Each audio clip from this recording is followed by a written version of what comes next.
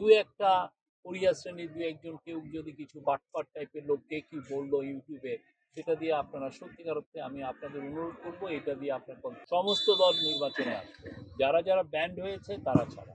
এর মধ্যে থাকতে চাই না আমরা সবাই। প্রত্যেকটা পলিটিক্যাল পার্টির সাথে আমাদের খুব ভালো কথা হয়েছে, সবাই ইলেকশন করবেন এবং ইলেকশন করার জন্য যেই প্রিপারেশন দরকার সেগুলো এই গভর্নমেন্ট নিচ্ছে।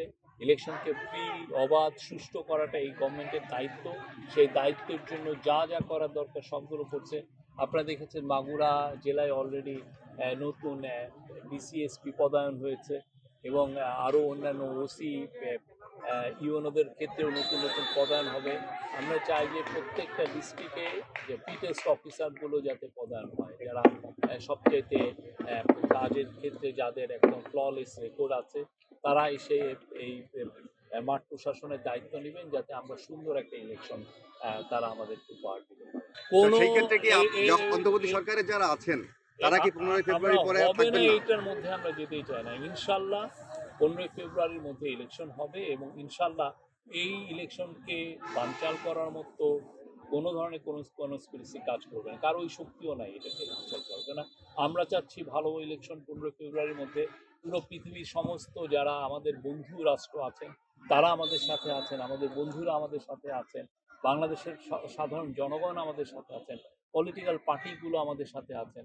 দুই একটা কোরিয়া শ্রেণীর দুই একজন কেউ যদি কিছু বাটপার টাইপের লোক কে কি বললো ইউটিউবে, সেটা দিয়ে আপনারা সত্যিকার অর্থে আমি আপনাদের অনুরোধ করবো এটা দিয়ে আপনার কনফিউজ হবেন না।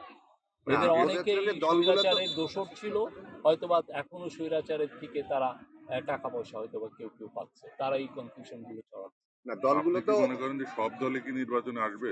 সমস্ত দল নির্বাচনে আসবে, যারা যারা ব্যান্ড হয়েছে তারা ছাড়া। এটা আমাদের শহীদদের কাছে আমাদের দায়, আমাদের শপথ। যারা শহীদ হয়েছেন তারা আমাদেরকে বলছেন যে আমাদের বিচার, আমাদের এই হত্যার বিচারের কি হলো। তো এটা আমাদের তো দায়, এটা আমাদের করতেই হবে। এটা আমরা যদি ফেল করি সেটা আমাদের পরবর্তী জেনারেশন নেই। বাট এই জায়গায় কোনো ছাড় কারো নাই, কেউ ছাড় দেওয়ার নেই। বাংলাদেশের প্রত্যেকটা মানুষ, 18 কোটি মানুষ এখানে একতাবদ্ধ। তাদের ছেলে মেয়েদেরকে যারা খুন করেছে, যাদেরকে পঙ্গু করে দিয়েছে, যাদেরকে জীবনকে বিভীষিকাময় করে দিয়েছে, আমরা তাদেরকে বাংলাদেশে এনে বিচারের আওতায় রাখবো।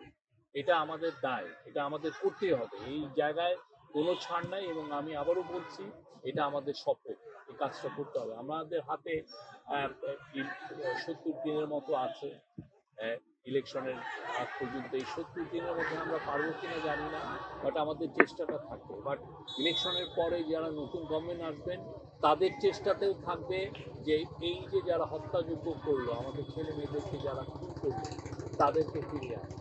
এটা একটা মাস্ট। এই জায়গাটায় কোনো ছাড় নেই বাংলাদেশের কারো, কোনো গভর্নমেন্ট এসেই আমার মনে